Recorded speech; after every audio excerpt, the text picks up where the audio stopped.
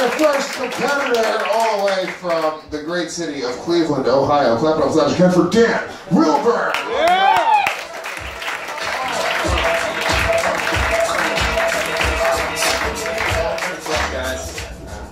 Dan, what's going on, my friend? How you feeling tonight? Confident? Feeling good. Yeah. Very nice. That's a great middle management costume.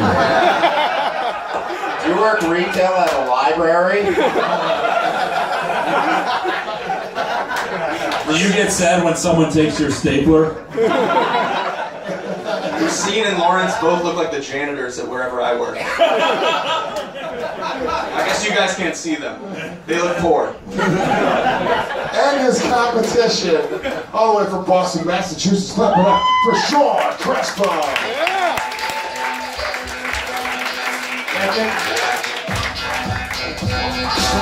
Whoever wins gets Thursday off at the used bookstore. That's fair. I think we should take back about what he said. We said about his wardrobe. Now that Sean got up there, that was my contribution. I mean, speaking of lesbian attire, you guys look like you're splitting a Groupon for a sex dungeon. Shut the fuck up.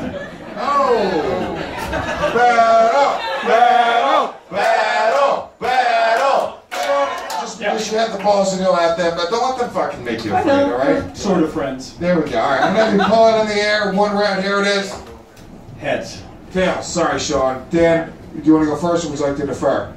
I'll go first. Alright, Dan, you're going first. Sean Crespo, Dan Wilbur, ladies and gentlemen, let's roast! Yeah! If you don't know who Sean Crespo is, you probably book a comedy show. So here's a little fun fact about Sean Crespo. Sean used to do heroin.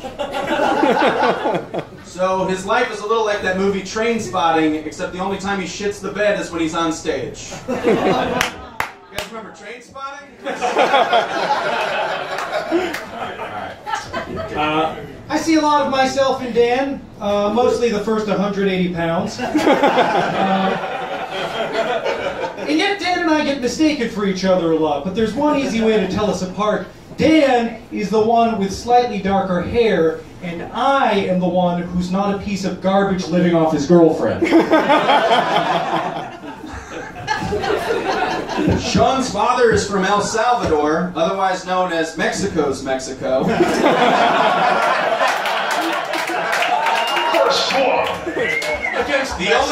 The only thing from that part of the world making more retarded babies than Sean's dad is the Zika virus. And at least the Zika virus is famous. It's on the CDC's most dangerous diseases list, which is one more list than Sean will ever get on.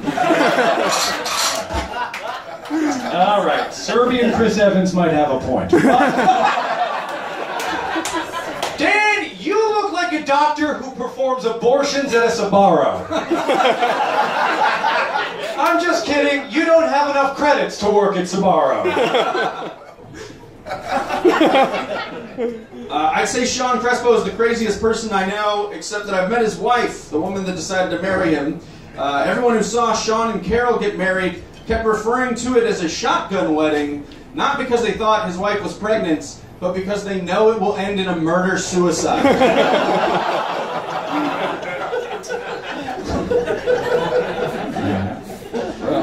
Dan went to an expensive liberal arts college upstate where he majored in white privilege. Dan is so white he refers to President Obama as the help.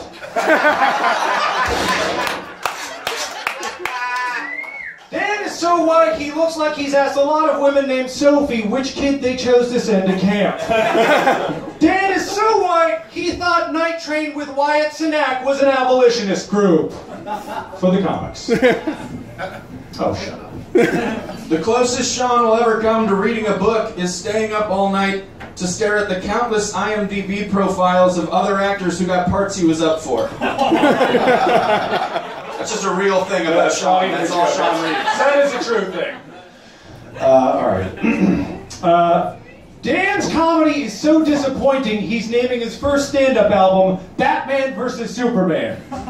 In fact, his last set was so horrific, ISIS is claiming responsibility for it. That's true. The edgiest thing about Sean Crespo's act is the razor he uses to cut himself after every set. If I had one word to describe Sean's hacky sets, it would be nice. Oh, I'm sorry, niece. Sean's comedy reminds me of the convention, Nice, France.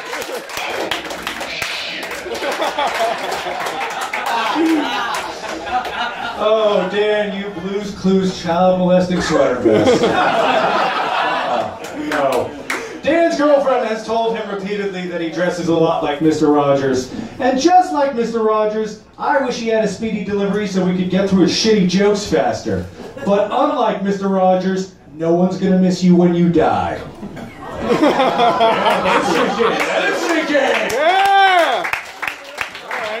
One more time for Dan Wilbur, Sean Crespo, great job. Yeah! Great opening round.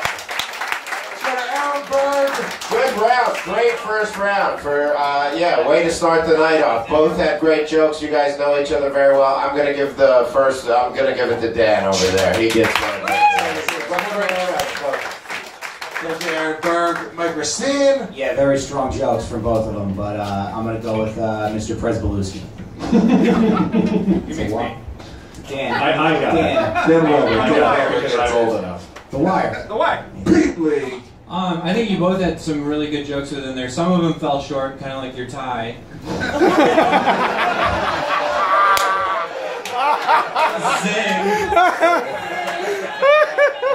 But I'm going to give that round to Dan because that El Salvador joke was so funny. Yeah. That was an amazing joke. He stands Central America. Dan takes it, but let's get some final words from Mike Lawrence. Yeah, you both look like you've Yelp reviewed every Starbucks you've ever went to.